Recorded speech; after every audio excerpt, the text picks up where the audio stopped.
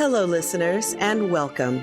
12-Sided Stories presents Otherworld London, an actual play RPG podcast that uses the 7th edition Call of Cthulhu system.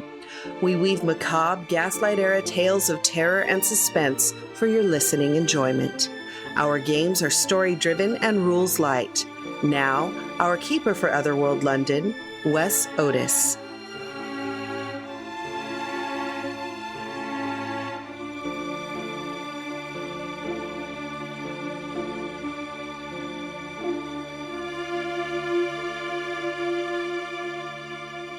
Welcome to Otherworld London. We've got some players with us. Let's start with Abria. Hello, I am Abria Iyengar playing Dr. Lisette Powell, surgeon extraordinaire, occultist dilettante. I'm Michelle Otis, and I am playing Eugenia Penbottom of the Lancashire Penbottoms. Hey, I'm Mac Beauvais, and I'm playing Ethel Prendergast, who just would like to have a normal day once in a while, but that's not in the cards. Wow. Hi, I'm Terry Gamble. I'm playing Alize Carew. Shopkeeper, not so much anymore. More like destroyer of gods. Hopefully. We'll see. Unfortunately, that was just a position, like it was more of a name promotion as opposed to an actual financial promotion. So you don't get that lateral move is what you're saying. It's a lateral move, unfortunately. Right. But it sounds much cooler. It's going to look good on my calling card. Yeah.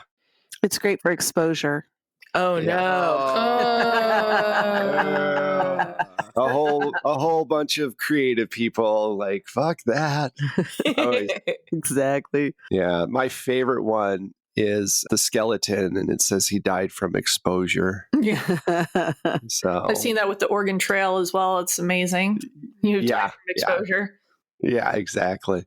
All right. So the last time that we got together, you guys woke up in the morning at Eugenia's. The general was dealing with Martin, allowing Lisette Powell to go downstairs and witness a very odd string of events that happened right in the drawing room. First, Ethel had been reading the book that Martin had typed out, and her eyes went milky white, and this orange goo started to ooze out of her eyes. Milk, the ooze is oranges. Oranges. With all the terrible things. Yes. And deep so, cut for Sondheim fans. Thank you. No, that was great. amazing. I was trying to come up with like Into the Woods and I couldn't get into there, but I loved it. And then you found a patch on her back that was about the size of a silver dollar. She's driving around a patchback. Yeah, she's a patchback. Unsubscribe. I gave Wes so much shit this morning, and now that I've had my pie and my coffee, I'm unstoppable. Oh, my Yeah. coffee. Carbs are wonderful. She has a patch on her back that has a red vein that's bulging out of it. And right now it's relatively small, but emergency surgery has been spoken of. And during the 1890s, surgery was definitely the way to go. It was so easy. It's relatively painless when you consider that everything else that doctors did back then was extremely painful. Yes, absolutely. This night, you were going to try to deal with Cernunnos for once and for all. And in the interim, you went over to find out what was going on with Mabel. When you showed up at Mabel's, all the windows are open, all the doors are open, and there's a really thick smell of decay. You found a poor footman, probably in his 20s, dead on the floor. And Ethel was able to speak to his ghost and find out that the Tillises have started dining on the flesh of their servants, and Eugenia, after doing some research, thinks that it's possible that they're trying to replace the humanity that they've lost, but you can't be sure because Mabel was dealing with forces beyond the Celtic. She's actually dealing with stuff that you guys really haven't gotten into much. You guys have been dealing with Cernunnos and the Lady in the White. So you know that they're probably in the dining room where good lords and ladies eat. Do we have a plan? No. Yes. Oh. Okay, so I was thinking of getting our hat pins from our bird hats. Ooh. And using them to puncture and see if that works. If they are summoned in a certain way, I guess we need to be ready with a backup plan or tool. Well, I brought my pistol. Oh, Perfect. I have mine as Yes. well. Also, I'm armed. okay. Well, I didn't know we were not supposed to bring scalpels to a gunfight. This is a bad look. Scalpel actually might be quite correct. And you did say you were going to give her an examination of sorts, so we could just be here under the pretense of helping her and hope that she's in some sort of right mind. Okay, well, if she eats me, I'm going to haunt you, You won't be the first. Evelyn. Alize spent a good amount of time trying to avoid the help in this building not long ago. So you know where the dining room is. You remember the layout, relatively well. It wasn't that long ago. Oh yeah, my little And- shoes were peeking out from the Yeah. Yep.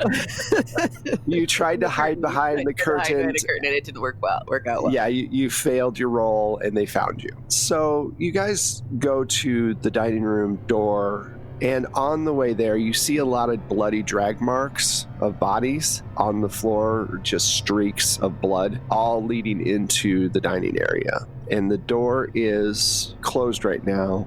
You think you hear movement, but you can't really tell what that movement is. I'm going to say very quietly to the group, perhaps one of us or two of us should stay behind just so they don't anticipate that there's four of us here. That's a good idea. So who's going in? I feel like I should.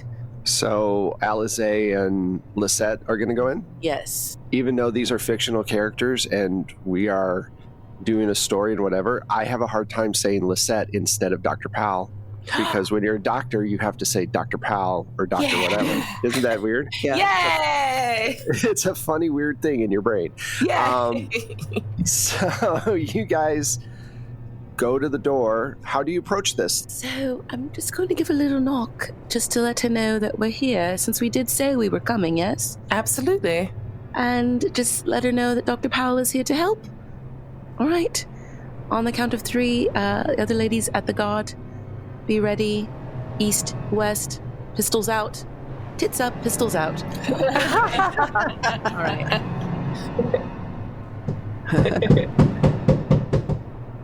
Hello, Mabel.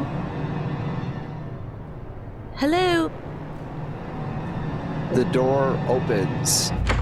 Standing before you is Mabel. She had on a cream-colored dress, but it has blood all down the front of it. A lot of it's dried, so it's brown. Coagulated. Her face is covered in blood. Almost looks like from her eyes down, it kind of looks like a mud mask. And her teeth and stuff, the gums are black. You can tell that her teeth are not actually full-on human teeth. They look like they're hardened, really yellow, decayed bone of some sort. It looks bizarre, is what I'm saying. And she goes, "Oh, I forgot you were coming over. It's so nice to see you." Oh, it's lovely to see you too. I'm going to act like nothing's bad. Yep. Okay. I brought Dr. Powell because you seem so concerned with not feeling quite like yourself. Well, Lord Tillis and I are having luncheon. Would you like to join us? Oh, I never want to disrupt my patients. Oh dear, we during have their plenty. We have plenty of food. Come in and join us. And she opens the door. You're so kind. Imagine a lord and a lady in the middle of London. They're going to have a table that's ginormous. It's probably 20 feet long. And on it are several corpses laid on top of each other all the way down. And Lord Tillis is at the head of the table. He's cracked open somebody's skull, and his face is just in the top of this guy's head, just eating. There's something coming off of his face and reaching into this brain and pulling ichor out, I guess would be the way I'd say it. So can I get sand checks from Abria and Terry? No. I got a 5. Oh, wow. Yo. Nice. 7. Wow. We are chill as Happening. fucks. We're just like, whatevs. It's been a tough day. Yeah. Yeah, like, girl, I get it. Wow. Blood for the blood god. It's chill. You just got to eat. You know, Yeah. there's just, you don't have anything at home but servants, you know, and All they've got left You to don't have- themselves now is a skeleton crew. Oh. I have to occasionally be the one to have the bad joke. Yeah. I quit. Good night. Good night. And I'm dead. Like I said earlier, unsubscribe. Okay, so you see this horrific scene in front of you. Lord Tillis doesn't look like he's responding to it at all. He's enjoying his meal. And she says, please take a seat anywhere. We have plenty of food, or just, get a plate and pick what you like. Mabel, I just wanted to check in because I brought Dr. Powell to examine you since you said you weren't feeling quite like yourself. Would it be all right if she just for a quick moment just takes a look at you? Yes, I'm so sorry. I have 2 other house appointments. Okay, of course. Lady is with child. We're going to go make sure everything is. Yes, I understand completely. What do we need to do? Should we go somewhere else where there's, he's my husband. It doesn't matter. What should we do? Yes, if you have any sort of other, like, smaller parlor. Yes, well lit. we can go. Let's go. The kitchen's well lit, and you guys walk into the kitchen, and there's just streaks of blood from where people have been dragged everywhere. And it's cleaner than the dining room, though, and there's no corpses, so that's at least a bonus. That's a plus. Yeah. Why this is going on? Are you, Ethel and Eugenia, just keeping guard? What are you doing? Listening very intently for the sounds of distress if we need to run in there, guns ablazing. Okay. Yeah. Okay. But you don't actually look in. To the dining room? At this point of your investigating career, I would say that you have the good sense not to always look. Yeah. If you don't have to. So you're in the kitchen. She goes, I've been just not feeling myself. I just can't seem to get enough food, and I'm worried about my figure and whether or not I'm going to be able to go to the social events that are coming up soon. And as she's talking, one of those weird teeth things that she has kind of just pops out, and she doesn't respond at all. She just keeps talking. How do you want to do this? What do you want to do? May I take your hand while Dr. Powell... I'm motioning to Dr. Powell to, like, get her scalpel out and, like, be on the other side. Okay. May I take your hand? I'm just going to take a little blood from your finger, if that's all right. It's called a finger prick. Sounds official, right? Okay. Yeah. So... I love that. And you know what? Like, Dr. Powell's sitting there like, I guess she's just going to do this. This is fine for me. Like, she's lost in how messy it is. We established in the, like, so that, like, this is actually her berserk button. And if she's freaking out, it's not because there's dead bodies. It's that it's messy dead bodies. And she's just horrified. If you know that Alizé Crew coined the term finger prick. Finger prick. Yes. You guys, you take her hand. Mm-hmm. Are you doing the test, or are you going to let her do her scalpel? So she's got the scalpel up there ready. I'm about to prick her little finger. So I'm going to prick the finger. Boop. What happens? Okay. Can I get through this? Yeah. Oh, it's real simple. You know how when a balloon bursts and you've seen it in slow motion and it kind of slowly goes apart? Yeah. Her skin starts to unravel. And all of these maggots and worms start to fall on the floor as she burst into a pile of these worms and maggots. And if you remember, when Ethel cast her spell, that's what overtook her, was the worms and the maggots. She's on the floor and she starts to, like, push herself up and take a form, and she says in a really strange garbled voice, "Oh, that feels so much better." And she's trying to stand up. I definitely need sand checks. Yeah. It's the last couple episodes. There's going to be a lot of sand checks. Oh boy. I got a 53. So I'm just okay. I am no longer okay. I got a 94. Oh God. Okay. So this is actually one of the first full-on creatures that I'm getting from the Call of Cthulhu book. Nice. Because we're kind of pivoting because she does more stuff with that. All right. And so I want to be, oh shit. Okay. Yikes. Filled with confidence now, Wes. What happened to me? Yeah. So, What'd you do to me? Abria, unfortunately, you take 2 points even if you get the... Yeah, that's fair. Yeah. Love to see it. Love that for me. You take 7 points, Terry. Holy shit. Cool. I'm like Mac now. It's a complete body of worms and maggots that seems to be sentient. To get to this point, she's obviously forgotten for some reason her whole past life, but it is Mabel, and somehow she got reanimated by these worms and maggots. So I need a 10-sided roll from Terry, please. Cool. Yuck. 3? Insanity. She's on the floor as she's trying to push herself up. This creature that is now Mabel has a circular head that has a row of fake teeth that look like fangs. Though it has no eyes, you feel as if it's staring through you, as if it's asking for you to help it up off the ground. Alize yells at the top of her lungs. Ethel and Eugenia, you hear her, and just starts stomping on the head of this creature, violently grabbing stuff and just pounding this thing for 10 rounds. So for a few minutes, you just go nuts. This thing wasn't ready for your violent outburst from the mental shock of what happened. So it's subdued. What does Ethel and Eugenia do once they hear this scream? Oh, it's time to... Oh, I'm going to run towards it. Yeah, we're going to burst into the dining room. You burst in the dining room and you see this table full of corpses and a huge mound of maggots and worms near a corpse at the end of the table, but nothing else. You then realize that the other ladies are in the kitchen. So you run through and you find Alize freaking the fuck out and hitting this thing on the ground and trying to destroy as many of these maggots as she can.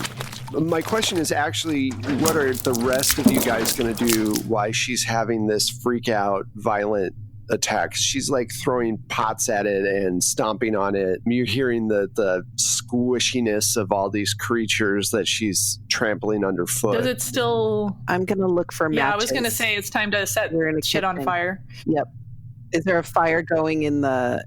There is? She'd have gas lights and stuff, but you can find fire easy enough, yeah. Okay.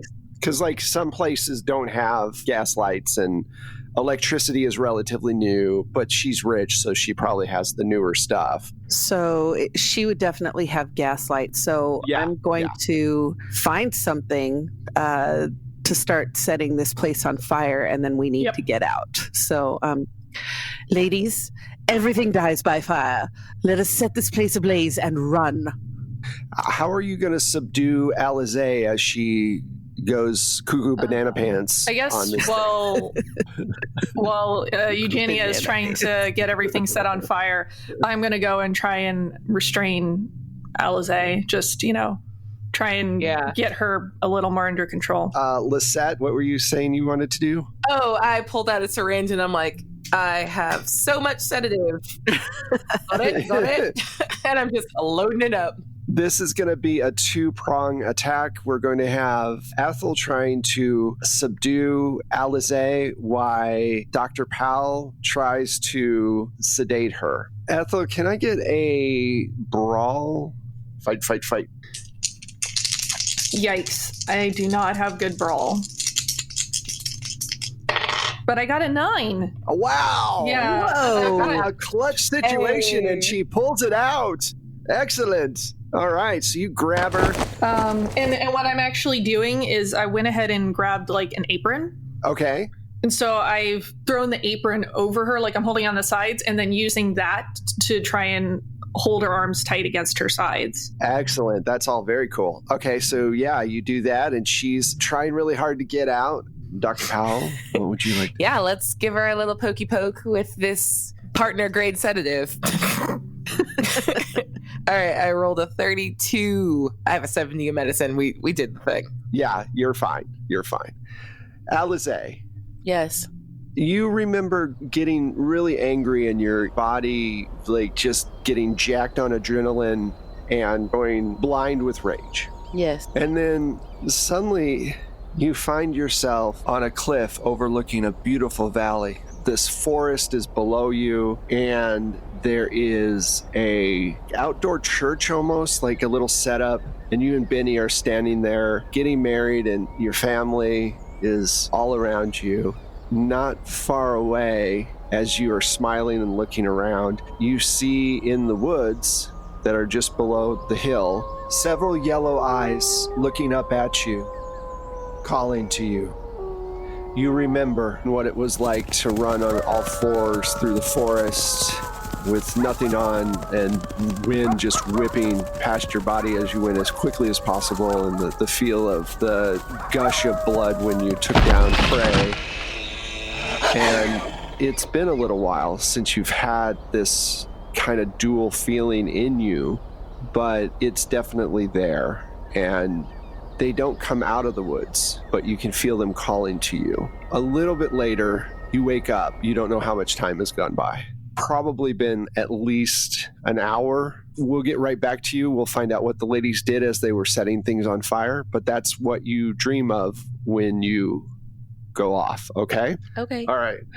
So she's knocked out suddenly, and Eugenia is starting a fire. Is there kerosene in the kitchen? Is there kerosene in the kitchen? What? Yeah. Is there? There's Yeah, there you kerosene go. in the kitchen. Excellent. Okay.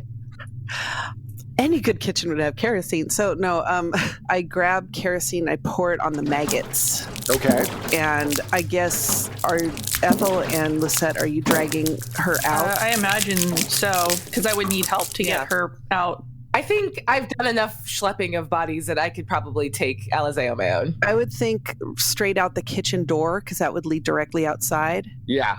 Okay. Because the kitchen is off the thing, yeah. Yeah, so as soon as they get her out the kitchen door, I throw the match onto the kerosene and get out the door. And then I help them because we need to get as far away because it is gaslit. We need to get as far away as possible. Right, because somewhere in that building is a pipe. Something's gonna implode. And this is before a lot of safety restrictions were put in.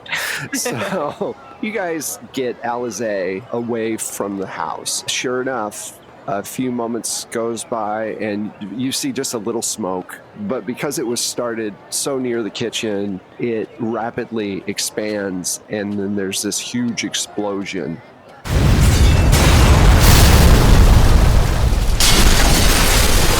You guys watch this house just explode and then burn.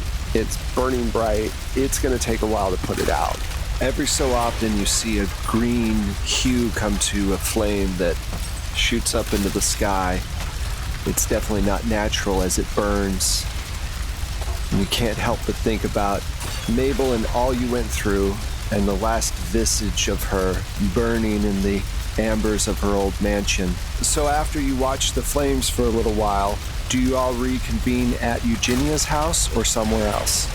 Yeah, we would probably reconvene there so that we could get the carriage ready to go to Benny's parents' house. Mm-hmm. Okay, sounds good. So, ladies, I think we should be extra cautious as we take this trip out to the country. Yes, I'll be helping lure Cernunnos, but I'm afraid he might be trying to lure me back in as well. As I have expressed about my future mother-in-law's dreams, I've also just had a vision of my former life as a wolf. But you seem to have a much better sense of control over it now. Right, but he's not near me at the moment. I'm just concerned that it might get more difficult as we get closer. So you're going to turn into a wolf? There's a reason we had a cage upstairs. It's because I was a werewolf for quite some time. Huh. Are you still feeling up to the task of what we need to do? Quite. Just giving you fair warning that I might need extra help or to be subdued while we're there. Dr. Powell, do you have very strong sedatives like for an animal in your kit? No, because I'm a human doctor. Well, I'm wondering if it would be adequate for an animal, the sedatives that you have on hand, or do we need to stop and maybe get some more or something stronger for tranquilizing? I mean, I can certainly go to the pharmacist and pick up more, but... That would be advised. Preliminary guess is that the cardiovascular system of a wolf-person hybrid would simply burn through any drugs much quicker, so... You know you can get a hold of, like, horse tranquilizers and stuff like that. Okay. There's not a lot of... regulations right now, and they use shit that it's like sometimes they just use shit that they shouldn't on humans. So, but that is a option. Okay, well, I will go load up at the pharmacist and see what I see. Are there any supernatural measures we can take? Well, we have the dagger, we have the goat, we have the items that we need. Do those work on you? I wasn't talking about me, but for me, you may just need a muzzle.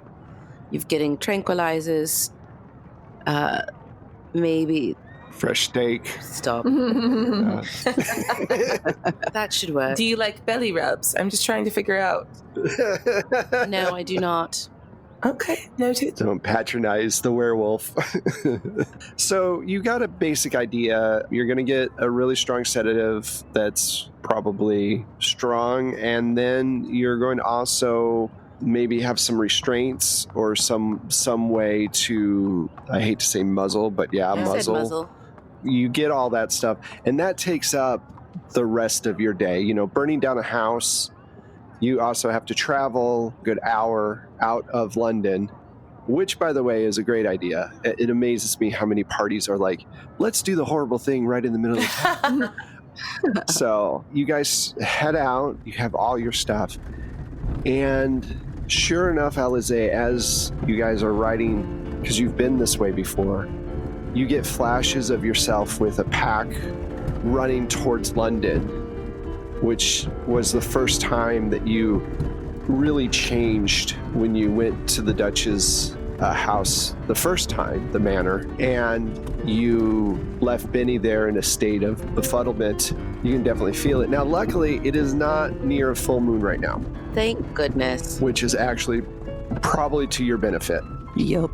You guys head out there, and the place is well lit. You see the general's carriage and Benny's carriage, and they come out to meet you. And Benny's like, oh, I'm so glad to see you. I did catch my father, and he's back in London. That is for the best. So it's just the six of us right now. I even sent away the servants just you know, for safety reasons, just in case. Very smart of you, Benny. Thank you. The general comes up to Eugenia. Well, I do feel we are prepared, but yes, I am worried about her. Well, did you bring anything that could subdue her should we need to? All right, because I don't want her hurt. But I know. I'm afraid for our safety as well. But thank you for coming along.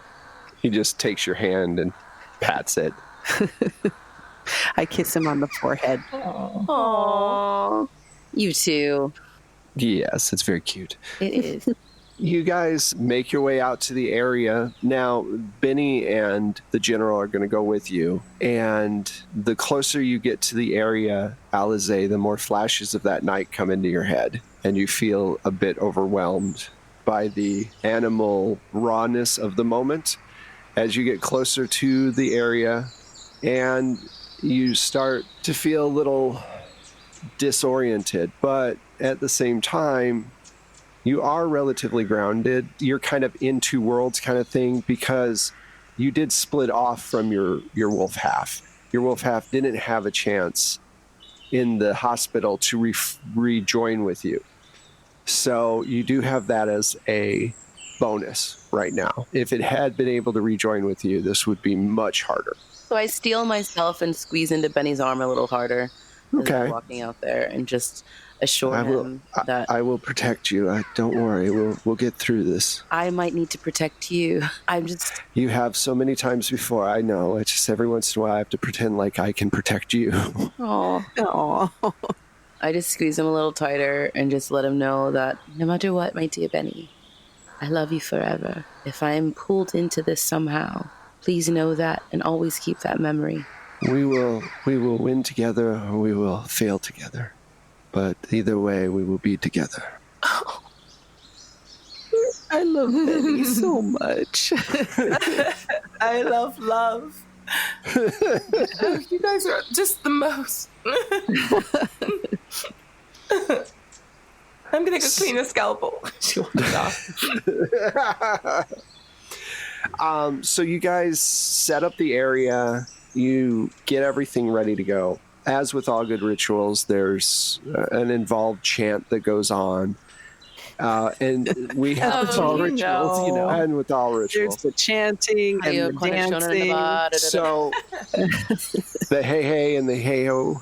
Here's the question before we get into it, because decisions have to be made before spells start to get cast. As this is going along, the way that this ritual works is you have to find a way to draw Cernunnos here, because this isn't a summoning spell, this is a banishment spell. There's a couple ways to do that. It is a sacred site, so you can call upon him and do a summoning spell at the beginning. That will take more mental toll on you, though. Every spell you take, he'll be watching you. Okay, thank you for saying it, because otherwise I was going to have to. I know. Someone had to do it. Someone had to do it. Someone had to do it. So you have the choice of doing a summoning spell and then doing the banishment spell, which is one way to do it, but then you're talking rolling twice on your sanity, rolling twice on everything. Or you can use Alizé as bait, which brings me to the second part of this. When he shows up, someone has to get close enough to stab him in the heart with a dagger while the ritual is going on. Yeah, I volunteer to stab him. Mm-hmm. Okay. I feel like that's the most cathartic and best thing in the situation. Yeah, for sure. Anyway. Yeah. Do you want to do a summoning spell or do you want to do bait? I think our plan had been to use Alizé as bait, and she seemed game for that, but she can always change her mind. I seem game sometimes. Alizé, how would you call for Cernunnos? Like, what would you say? How do you call your lover boy? I say baby. Sorry. But if you're being bait, how would you get him to come out? I'm just going to let them know, hey, I'm going to try to go into my wolf mind right now. So please just keep an eye. And I close my eyes and try to reconnect with that part of myself to make like a wolf howl for him. Call of the wild, so to speak. Ow, ow!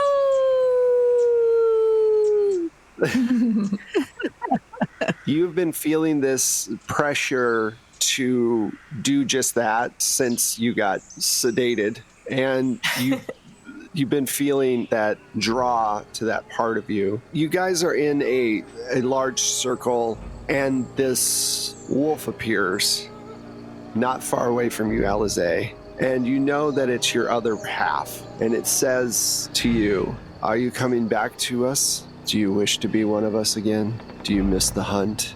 No. Do you miss the blood? No. I miss him. You wish to see him? Yes, I do. Why do your friends smell of fear? It's very tantalizing. No one is afraid. You can hide certain things from a wolf, but you can't hide fear. I thought only dogs and bees smelled fear. Well, I guess you are kind of a dog. Send him my way, would you? Just know that if you're planning anything, he will kill all of you horribly. And then he walks off. Sounds like a plan. See you soon. So a few moments later, the trees start to shake a little bit, and Cernunnos comes out of the branches and the trees. He's taller than he normally is. He's not wearing anything, but his skin is the jet black with the stars in it, and he's got these huge horns.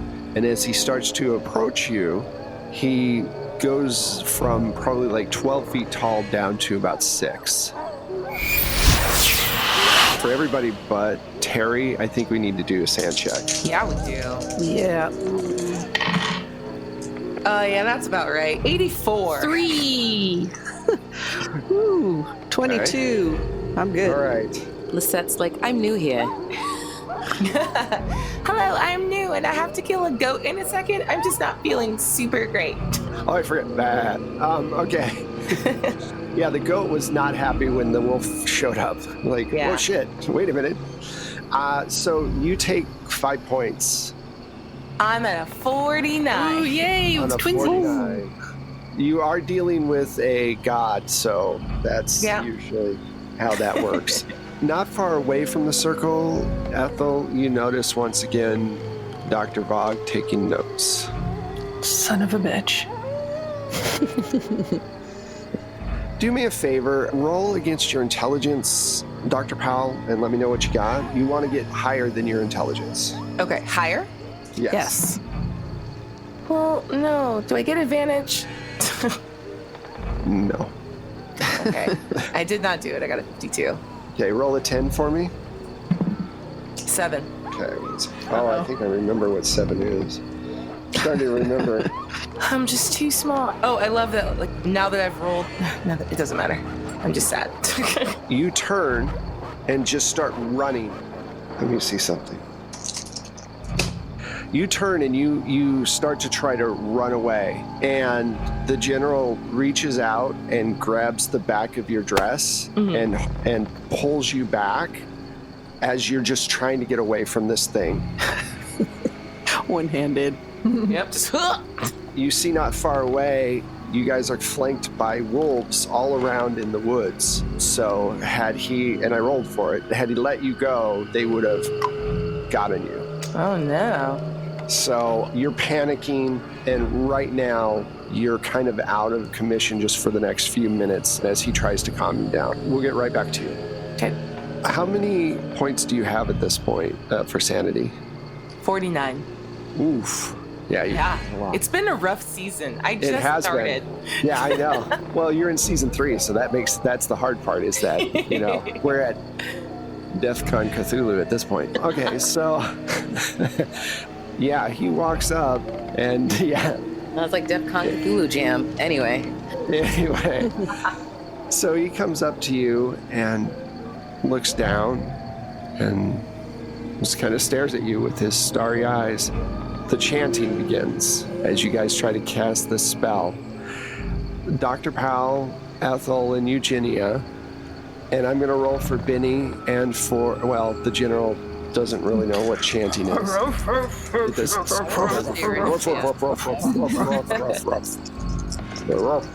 Give the governor a rumph. You watch your ass.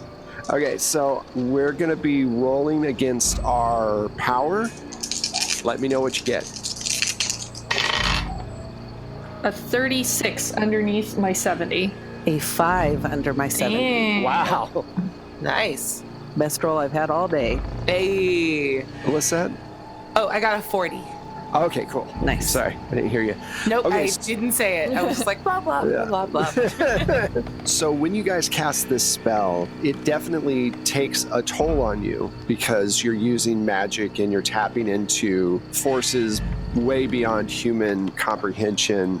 I'm going to roll to see how much sand you take from this particular thing. Now, just so you guys know, you can get sand back. I know that there's been a lot of sand loss. Yeah, we're hanging on by a thread right now, my friend. Yeah, we will talk about how we're going to deal with sand loss soon. Okay. So, all right, you guys take 3 points from the ritual and the spell. Okay. Yeah. You definitely need to maybe take a break from seeing horrible things for a day or two.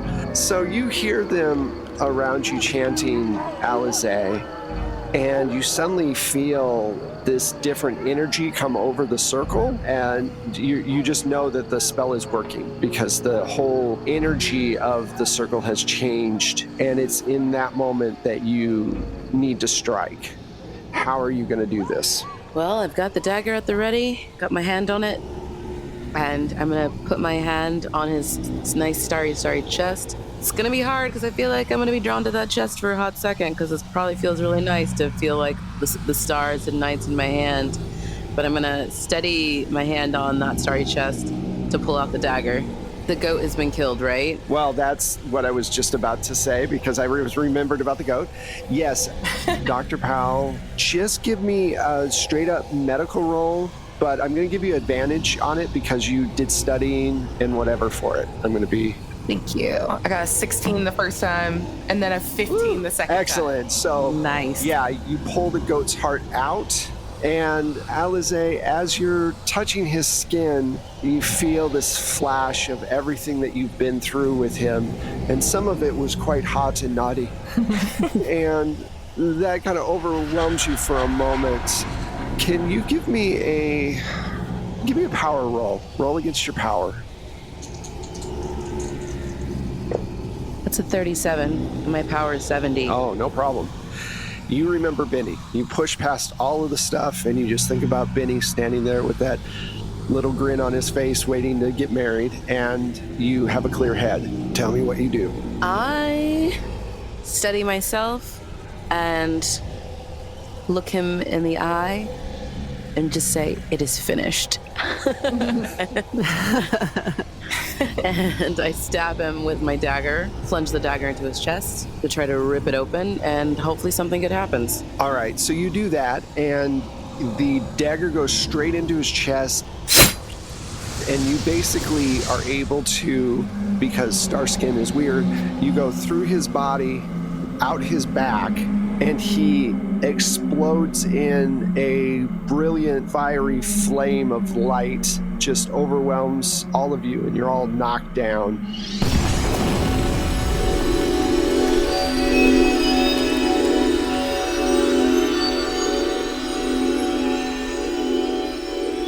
A moment later, you're looking around, and it's just darkness. There's no wolves with you. There's just the sky up above.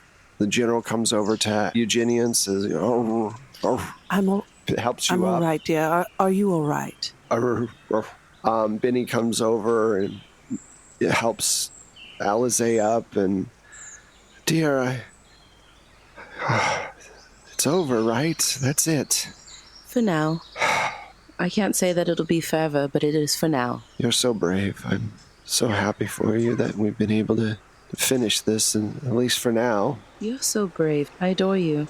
Everyone, let's go back to the house and make some sort of drink, like a wine or something hard to liquor up a little bit. I just feel like maybe we need to relax. That is the best idea I've heard all evening. Yes, a brandy sounds lovely. So you guys walk back up to the house, and that's where we're going to stop it. Nice. Woo! Hey. Woo! Cool. Thank you guys so much for playing. It was really cool, and that was a lot of fun. Let's find out what everybody is doing. Let's start with Abria. Hi, I'm Abria Iyengar. You can catch me on social media at Quiddy, Quiddie, and I stream all over the place. So on Tuesdays, you can catch me over at Saving Throw Show at 8 p.m. Pacific Standard Time, running Pirates of Salt Bay, which is a D&D 5th edition game, and Terry is one of my amazing players, so definitely come check it out. On Wednesdays, I'm over at the Scabby Rooster at 7 p.m. PST playing Endymion's Gate, which is a really cool sci-fi game in the Hillfolk system. And on Saturday mornings, you can come and join both me and Michelle as we play Return to the Spider-Verse on It's Probably OK's Twitch channel. And yeah, it's just a real fun spider hangout. I'm Michelle Otis, and you can find me on the socials at Michulu. That's Michulhu. As Bria mentioned, we are on Return to the Spider-Verse together, so join us on Saturday mornings for some Spiderific fun. And you can also find my music for all of your role-playing game needs on Plate Mail Games through Drive-Thru RPG or through Battle Bards. Hey guys, you can find me, Terry Gamble, at the Terry Gamble on the internets, Facebook, Instagram, and Twitter, or at terrygamble.com. And as Abria said, I'm on Tuesdays at Pirates of Salt Bay. Arr, I'm a crusty pirate. I was so funny. Some guy was like, "Oh, I bet you're like a saucy wench." Like he was trying to flirt with me. And I was like, "No, dude, I'm a crusty old little pirate man." Check it out. A very opposite character than I play here in Otherworld London, and I love it. I'm also a little lovelorn too, so maybe not fully opposite as we would think. More similarities than than meets the eye.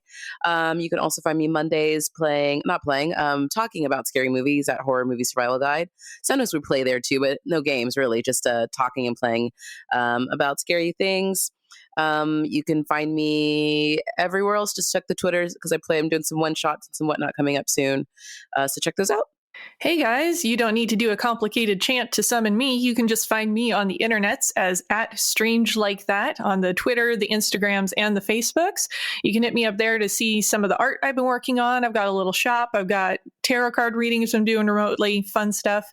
You can also catch me every Monday over at Happy Jack's RPG, where I am playing in 2 different games on alternating Mondays. One of them is Things from the Flood, which is super fun and full of wacky weirdness.